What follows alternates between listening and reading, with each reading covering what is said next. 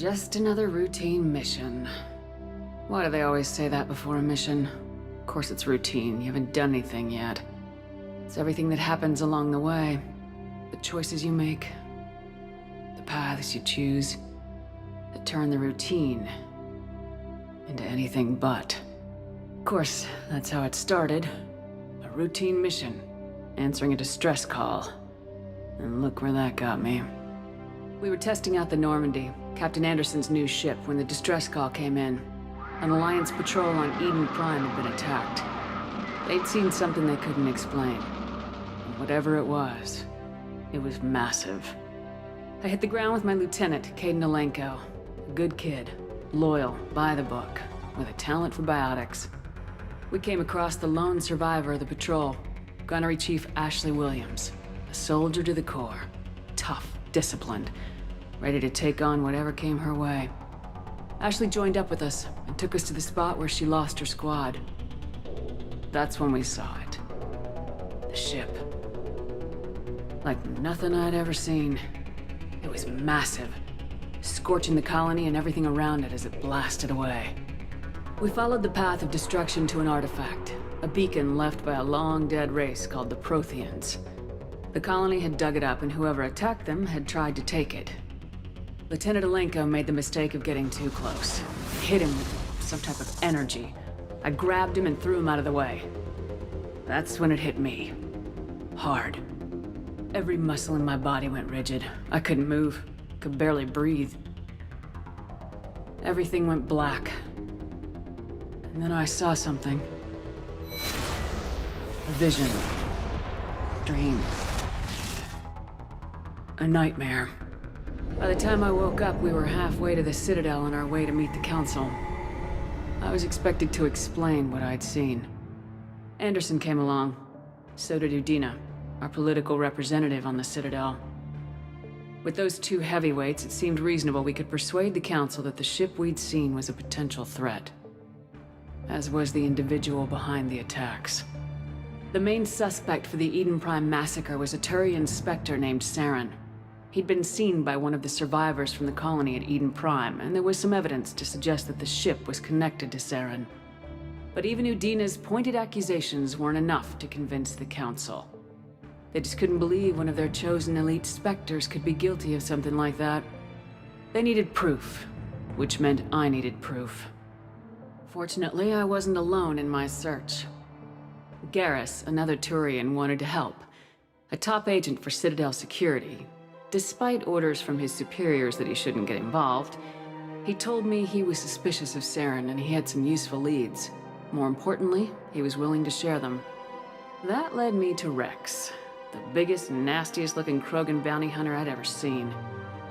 He turned out to be more than just a brute. It was his intel that led us to a fugitive with incriminating evidence on Saren. The fugitive turned out to be an energetic little Quarian named Tali. A tech expert with a knack for hacking, she'd procured some information on Saren. Evidence that proved Saren was dirty. Tali's evidence proved that Saren was responsible for the massacre on Eden Prime, and the immense warship we'd spotted was in fact Saren's flagship. But it went much further. Saren was trying to find a way to bring back a race of sentient machines from dark space. Machines allegedly responsible for cleansing the galaxy of all organic life. These Reapers were blamed for wiping out all life 50,000 years ago, including the Protheans, then disappearing back through the mass relays to dark space, leaving no trace that they'd ever been. That explained why Saren was after the beacon, and it made some sense out of my visions, but not much else. We couldn't convince the Council that the Reapers were a threat. But they agreed Saren had to be stopped. They stripped him of his Spectre status and gave me the honor of becoming the first human Spectre. My first task? Bring down Saren. Anderson decided to stay behind, giving up his ship, the Normandy. He told me I'd need it more than he would. He also pointed me in a direction. Liara. A Prothean expert, adept in biotics, and maybe most importantly, daughter of Benezia, Saren's top lieutenant. And like most Asari, as beautiful as she is intelligent, and born with a unique ability to meld with other species.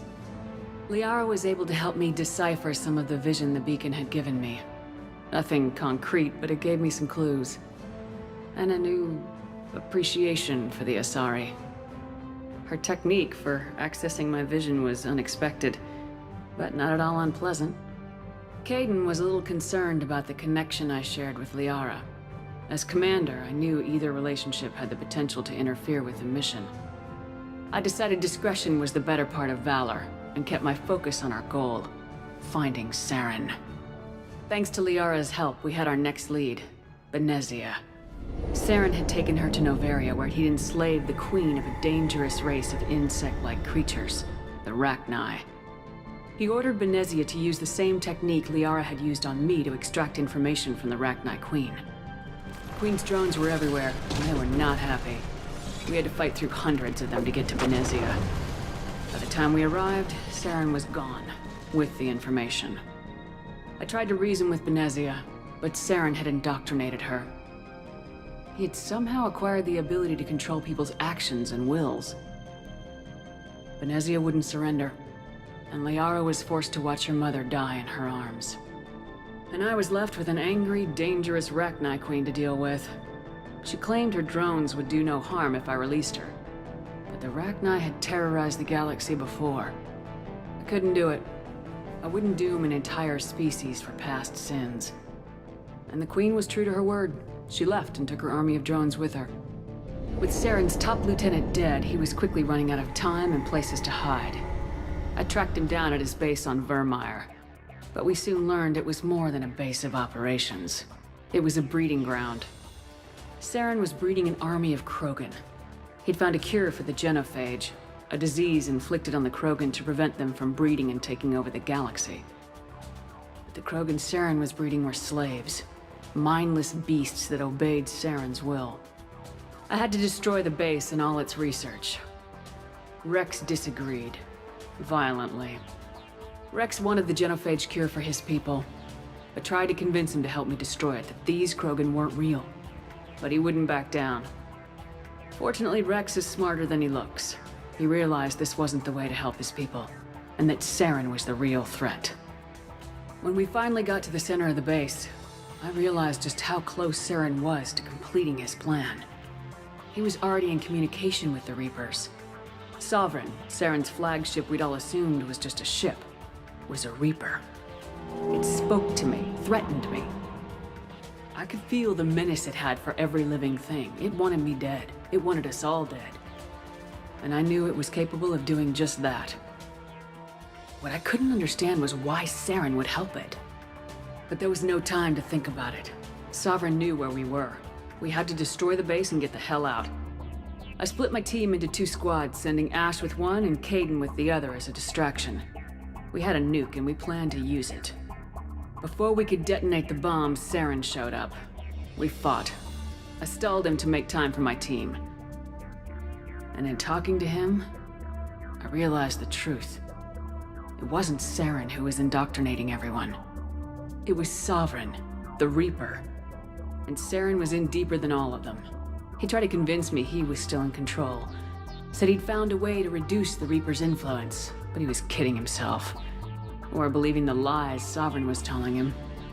Before I could convince him to stop, he ran, leaving me just seconds to extract my squad mates. I tried, but I wasn't fast enough.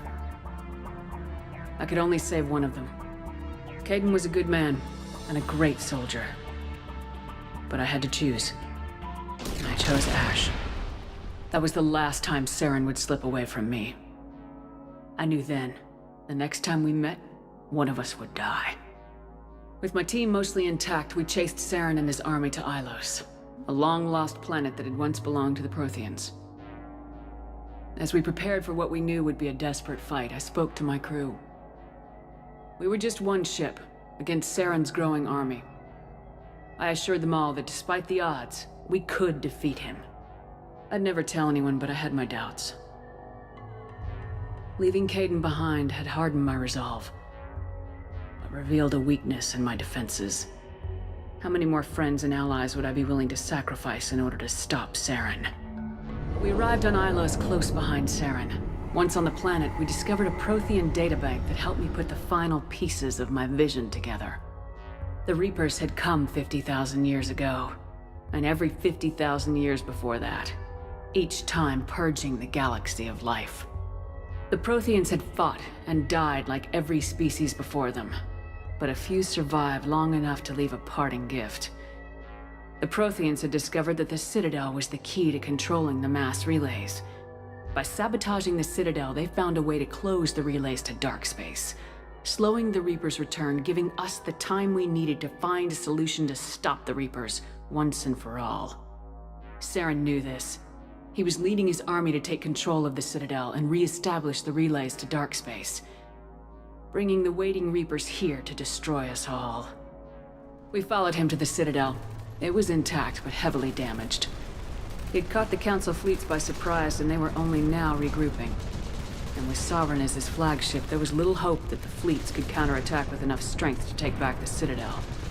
But Saren was done running, and I was done chasing him. As the Alliance and Council fleets battled Saren's army outside the Citadel, I cornered the Turian bastard in the Citadel tower and confronted him. He died believing that the Reapers would save him. As I fought to regain control of the Citadel, the Council's flagship, the Destiny Ascension, fell under attack. Despite Saren's death, Sovereign and Saren's army continued to fight. The Council was aboard the Destiny Ascension and they were requesting assistance. But I knew in order to help them, I would have to put our human Alliance fleet in jeopardy. The Council had to be saved. They represented the hearts and minds of the galactic community. Without them, the fleets would be in disarray. Even with the Citadel back in my control, Saren defeated and the Normandy leading the combined galactic fleet, the battle against Sovereign, a single Reaper, was relentless. It took the combined fleets of humanity and the other races, but in the end, Sovereign fell. But the costs were immense. While humanity's efforts in the war earned us our first seat on the Council, it was a hollow victory. The Reapers were still out there. I knew the fight was far from over, but as the one who'd led the fight against Saren, I was given new responsibilities. The choice of humanity's first counselor was left to me to decide. On the one hand, Udina, the lifetime politician, ruthless and ambitious, he would easily navigate the political landmines that would soon be placed before him. The other choice, Captain Anderson, the career soldier, tough but fair, but a friend, and someone I could trust. Both great leaders in their own right. Anderson didn't want the job, which was a sure sign he'd be perfect for it. No ambition to get in the way. The war was over. The threat had passed. In time, the Council would rebuild itself. The Citadel could be repaired. Even the pain of lost friends would fade. But none of that mattered if the Reapers were still out there. And if they were all as powerful as Sovereign, we had to find a way to stop them. I had to find a way. I gathered my crew, took my ship, and went in search of answers. Officially, the Council would only say I was assigned cleanup duty, routing out any remnants of Saren's army. Just another routine mission.